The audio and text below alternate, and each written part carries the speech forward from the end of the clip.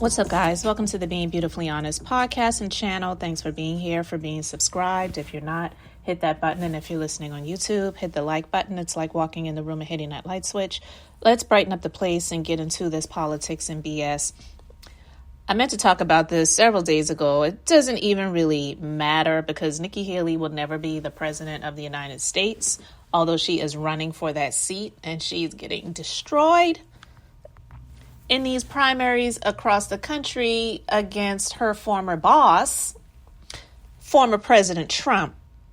And so that's why this is just so much more ridiculous to me that she denies the racism that has, one, existed in this country, and two, still exists in the country, because I don't know what she is even trying to say when she says that this has never been a racist country, when she is an Indian American. Yeah, she was born here, but her parents were not.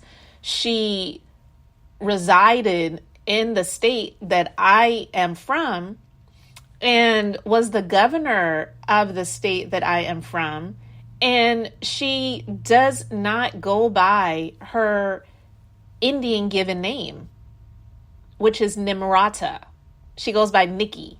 Now, I'm not saying that she changed her name to Nikki, because we know that there are some people who, especially, just not trying to be rude, but when you call different companies and you know that the person who is on the other line is either in India or Bangladesh or one of these, different different countries working for these companies off, shore overseas, and, the person has a strong accent, and you can tell that they're not in America. And if you've never done this, do this, because I do this all the time when I call places and it's someone that has a very, very strong, just saying, Indian accent, and they'll say that their name is Bobby or their name is Susan. And it's like, no, it's not.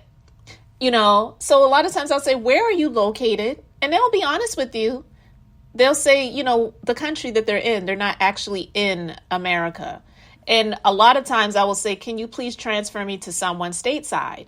And I'm not saying everyone who is stateside is American born and whatever, but Nimrata saying that America has never been a racist country, and that she doesn't even use her Indian name, and just denying racism. It's funny.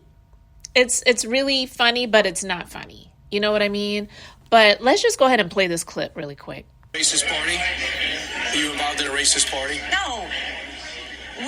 We're not a racist country, Brian. We've never been a racist country. Our goal is to make sure that today is better than yesterday. Are we perfect? No. But our goal is to always make sure we try and be more perfect every day that we can.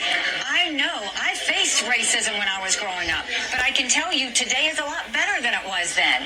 Our goal is to lift up everybody, not go and divide people on race or gender or party or anything else. We've had enough of that in America. That's why I'm so passionate about doing this. I don't want my kids growing up where they're sitting there thinking that they're disadvantaged because of a color or a gender. I want them to know that if they work hard, they can do and be anything they want to be in America. All right, did you hear her say, we've never been a racist country? But then she said, I faced racism growing up. Where did you grow up? Did you grow up in America or did you grow up in India?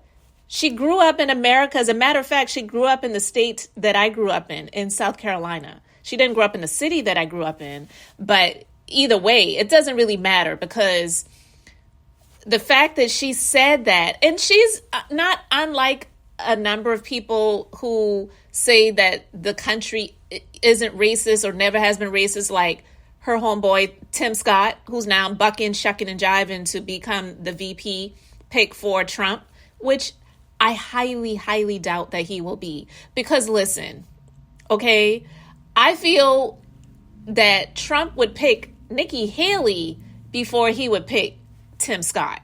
I'm just saying that's my personal opinion. But Tim Scott was saying the same BS as well. And it bothers me when I see people who are not Caucasian, who are not of the majority ethnicity in this country, say stuff like that. Because I'm not saying that you saying that means that you're trashing the country. And that's the BS, but we cannot deny history. I know they're trying to obliterate it. I know they're trying to erase it. I know they're trying to have people not be able to access the actual history of what has gone on.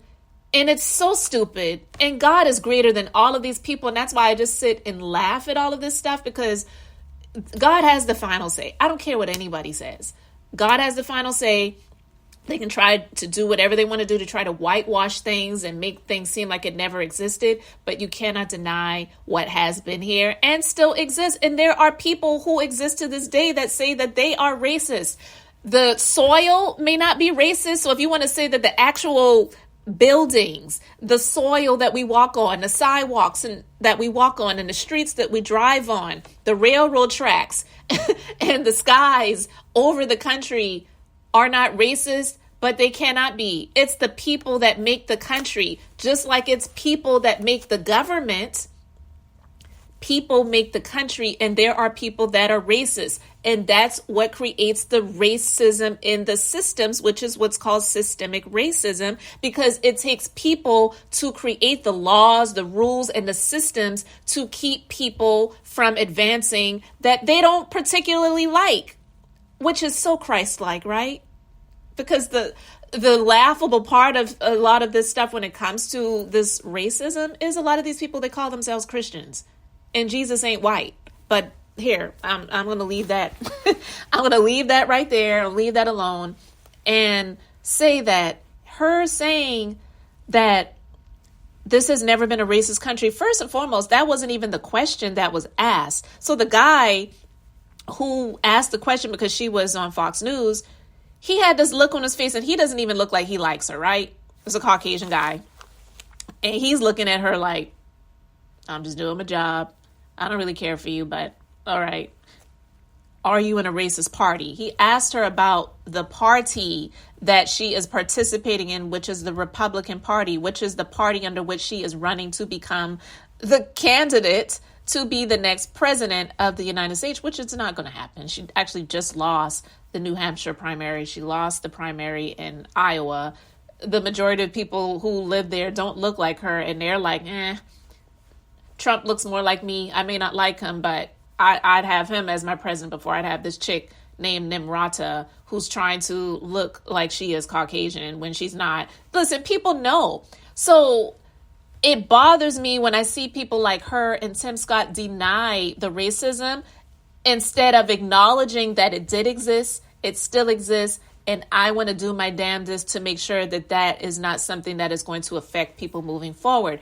You would probably get more people on your side, even if you were lying and didn't mean it. I'm not saying it's okay to lie, but I'm saying they can't even lie and say that, yeah, it did exist, it still exists, but because of what I've experienced and people that I know have experienced, I want to do my best to make sure that those are not going to be barriers to keep people from exceeding and excelling. So that's why I talk about stuff like this. It's not to get involved so much in politics, because I really don't believe that much is going to change. I'm not saying that there have not been advances and changes over the years, but I'm sorry. My grandma, she lived to be in her mid 80s. Actually, she may have lived to be 90.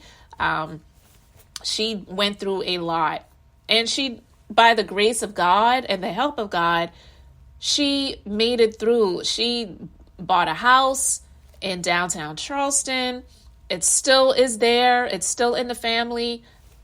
And she worked in a cafeteria in a middle school. She had a lot of children. She and her husband, they, separated and all of these different things like that. Just she went through a lot. She didn't sit and rely on these presidents, governors, senators, congressmen and women, or even councilmen and women to help her to make it through. She did the best that she could with what she had. And yeah, things could have definitely been better for her. And I believe that things are better for me now than what they were for her. And things are better for her than they were for the generation before. I don't deny that racism exists. It definitely does. But to have people like her and Tim Scott in these positions when they're denying it, it's a slap in the face to the people who look like them, who grew up like them. They know that what they experienced was racism, but they're trying to deny it to placate people that don't even want to see you be the president in the first place. Yeah, you may get some small percentage of the vote, but the majority, they don't want you. So why deny it? That's the true definition of a sellout.